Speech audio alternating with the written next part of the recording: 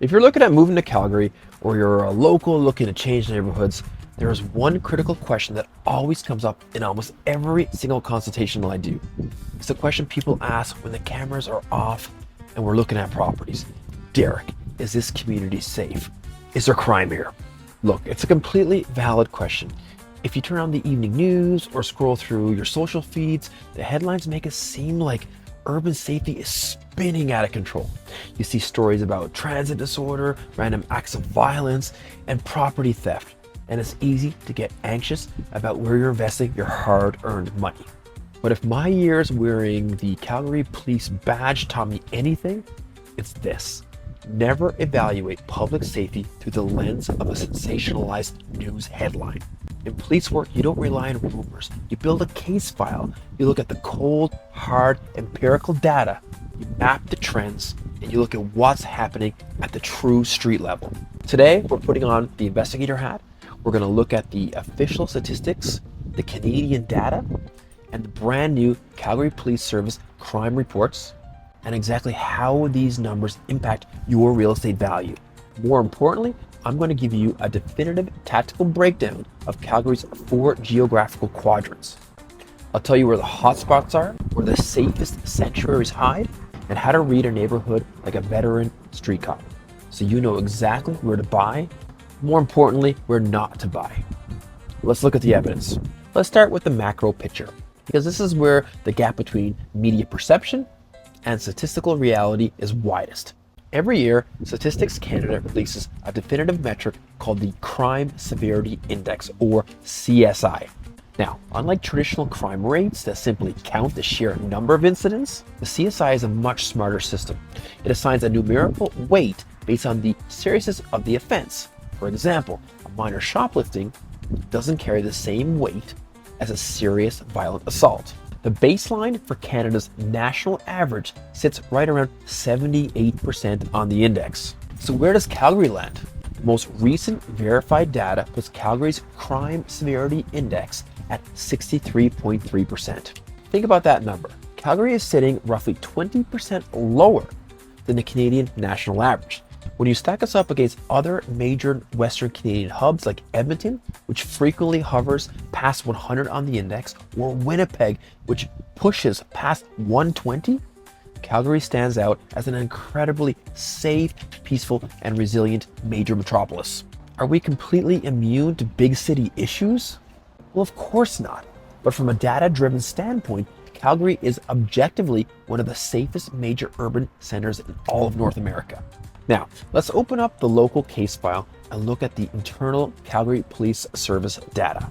If you look at the raw volume of calls, the latest annual reports show a 4 to 5% increase in total calls for service. A news media might call that a crime wave. But let me give you the police insight on how to actually read this intel. Our city is growing at record-breaking pace. When you bring in tens of thousands of new residents every year, the volume of incidents naturally inches upward. However, if you look at the rate per 100,000 people, the actual baseline risk to the average citizen has remained remarkably stable. Furthermore, the data shows that officer-generated proactive calls for service are up 16% over the 5-year average. What does that mean in plain English? It means the police aren't just sitting back waiting for 911 calls. Units like the Community Engagement Response Team are out on the streets actively intervening and disrupting social disorder before it turns into a reportable crime statistic. When you see more police activity, it's often a sign of aggressive containment, not a breakdown of law and order. Now let's tie all this back into real estate, because real estate value is deeply connected to safety and public perception of such. And the city has different stories. There's 4 quadrants, each of which telling a very different story. Let me give you my tactical assessment from my years policing the city. Let's talk about the Northeast first. Areas like Saddle Ridge, Taradale, Martindale. Statistically, according to CPS data, these districts experience a higher concentration of property crime and localized social disorder. Now, a lot of the property crime here is opportunistic, things like vehicle thefts, garage break-in enters, and commercial shoplifting. But I can tell you there's also more gang activity, more reported violent crime, and certain areas that are an absolute no-go for you and your family. Because of these stats, the Northeast offers some of the most affordable entry-level benchmark prices in the city. So if you're buying here, you're maximizing your square footage per dollar. My advice, look for homes with secured detached garages, cul-de-sac placements that limit foot traffic, and properties with active pride of ownership neighborhoods. It can be a good investment, but you have to pick wisely, and for the love of God, reach out first. Now, moving over to the southeast, this quadrant is the tale of two different submarkets. You have the historic industrial corridors closer to the core, and then you have the massive master planned lake communities further south, like Mahogany and Auburn Bay. The outer southeast suburban rings show some of the lowest dispatch volumes in the entire city. These master planned communities are designed with limited entry and exit points, which is a natural deterrent to property crimes because it eliminates easy escape routes for bad guys. From a real estate perspective, the southeast suburban market is highly resilient. Families pay a premium for these lake lifestyles because the built-in community design naturally creates a safe, self-contained environment that insulates property values. Now let's look at the southwest and the city center core, including the Beltline and downtown. The downtown core and Beltline account for a significant portion of the city's non-residential social disorder calls. Why?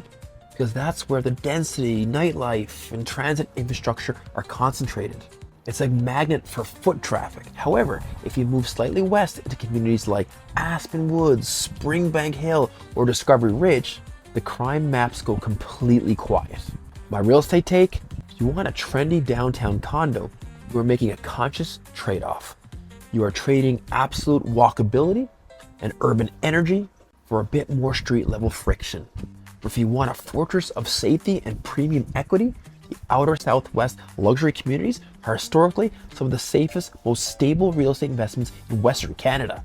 Finally, the Northwest, areas like Varsity, Edgemont, and Tuscany. The Northwest benefits heavily from geography. It's anchored by major institutions like the University of Calgary and the Foothills Hospital, giving it a highly stable professional demographic. Property crime rates here track well below the city-wide median. The Northwest is what I call a low volatility zone. It's incredibly safe, highly sought after for school catchments, and rarely sees dramatic spikes in crime or dips in property value. It is a textbook buy and hold safe haven. Here's the bottom line. Calgary is an exceptional, safe, and vibrant place to live and invest. But every city has its borders, its transition zones, and its unique street-level realities.